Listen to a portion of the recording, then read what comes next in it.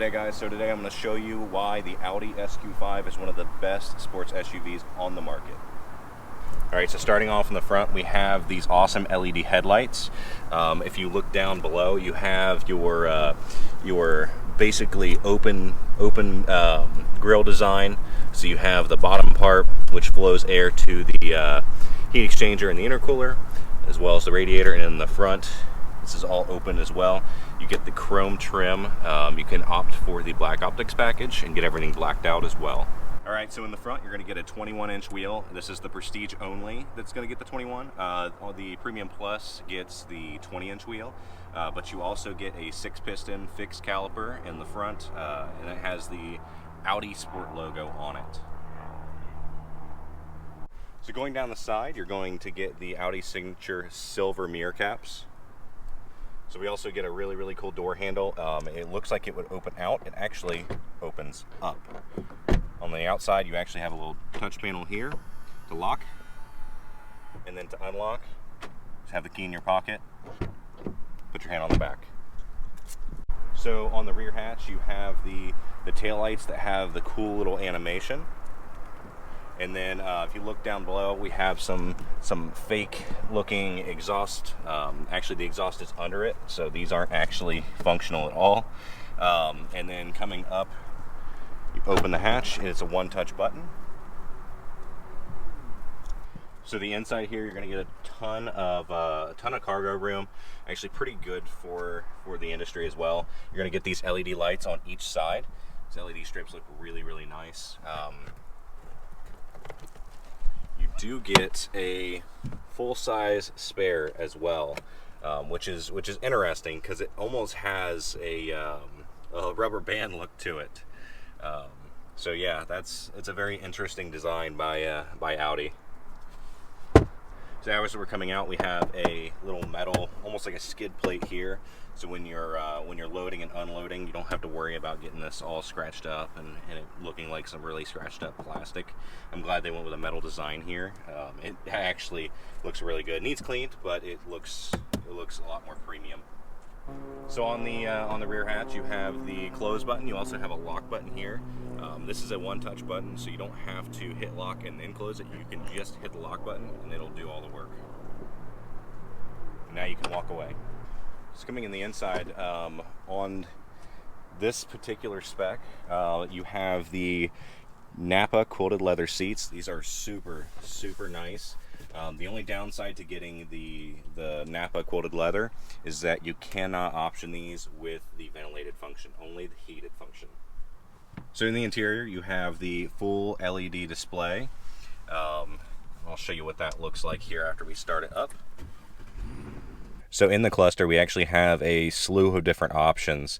You have your maps, which you can actually make full screen. So if I press the view button on the steering wheel, I can see full screen Google Maps. Press the view button again, it goes back to normal. I can cycle through some different menus. I can see my fuel consumption. I can see what music I'm listening to. I can see the directory for my phone if I want to make a phone call. And then there's so many other features in here as well. It would take me 20 minutes to make a video on everything about it. So in the infotainment display, you actually get a really nice display. It is kind of a tablet design, but it works really well, and it sits low enough that it doesn't come over the dash at all. It looks like it would, but the way you sit, it doesn't come into it doesn't block your view in any sort of way. This car is also equipped with the carbon fiber interior package that goes throughout the sides, the front, and the center console as well. So looking down at your heat and AC controls, you have your heated seat button. If you had the ventilated seat option, it would be right below that. And then you also have the control. I like how it has the number display on the dial itself. And then a really cool feature about this is you can just run your finger along the buttons here. They're touch capacitive, and then it's a toggle up and down. So it has 3-zone climate control as well, so you can control the front driver, the front passenger, and the rear all separately. So if you look at the buttons down here, you have a display on-off button. So if I press this button, you can turn the display on and off. We also have a hill descent control. So the next button here we have is the parking assist button. So if I press this button, it'll show me a 360-degree camera view, and then also I can change different views out here. So this is the corner view front, and then I can also show just the front, and it shows trajectory as well. I can show a full 360 view with trajectory here. I can show the rear, and I can also show the corner view in the rear. So next we have traction control off, the auto start stop off, and the drive select. We'll talk about the drive select in just a minute. So if you look up, we also have a full panoramic sunroof. This goes all the way back past the rear seats. And then you can actually control that up here. So it has a sunshade if you don't want all of that sun in your cabin. You can close it just like this. Now, one thing I do want to mention too is that the sunshade is mesh, so you still do get a little bit of light in here, but it's not too much. So looking at the door panel here too, you actually get a ton of room. You actually can fit a full-size water bottle in here and still have more room in the side. Now, that's the same cannot be said about the regular cup holders. It does not fit very well. You actually have to reach around to engage the different gears, so it doesn't sit in there well at all. That's pretty typical with your European style cup holders as well. Then past the cup holders, we have the armrest. Now this, you can click it up in different positions. You can also move it back and forth to your desired height. Open it up. You have a USB and aux port in here, as well as a sliding tray, and it reveals a little bit more storage. So the shifter actually has a really cool feature to it as well. It has a button for park, and then you push it up for reverse and neutral, and back for drive and sport. So getting in the back, sitting behind myself, I am 6'1". I have plenty of leg room. You can actually recline these seats back a little bit as well. It's not much, but it does give you a little bit more headroom if you're a taller person. But I don't struggle with leg room or headspace at all. So also in the back we have our own controls for the climate. We also have a 12-volt outlet down here.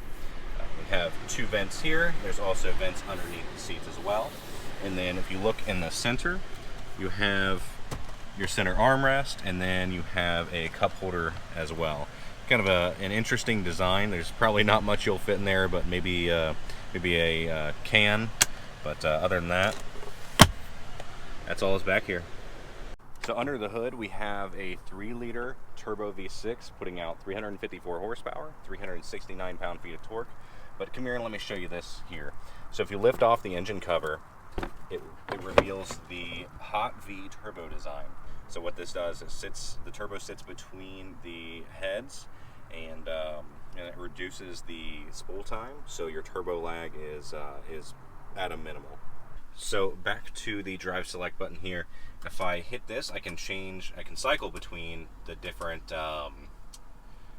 options we have. We have off-road, which it shows some really cool off-road graphics. We have comfort, auto, and then the really cool one here is dynamic. Now I'm going to show you what is really cool about dynamic. So when you switch over to dynamic, you have a really cool sound out back. As you heard the transition of the valves opening, or at least I hope you heard. But let's see what it sounds like.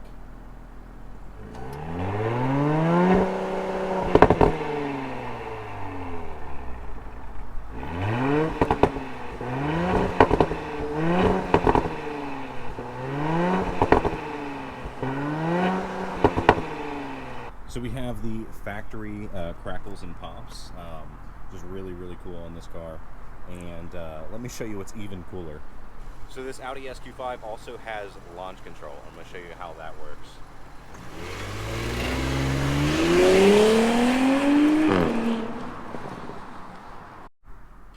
So even with the low profile tires that come on this car and the factory 21s, you get dual pane glass.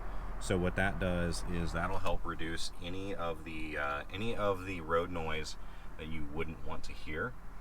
It actually works really well. So if I roll this up, It is near silent in here in dynamic mode with the exhaust valves open. Nearly silent. Now it does pipe in audio when you rev it up as well, but it's really not much. You can hear so much more when you roll the windows down. So if I roll it down, big difference. All right, thank you guys so much for watching. Please be sure to like, comment, and subscribe. If there's anything you want to see with this car, we will have a ton of videos on it, so make sure you check out my channel.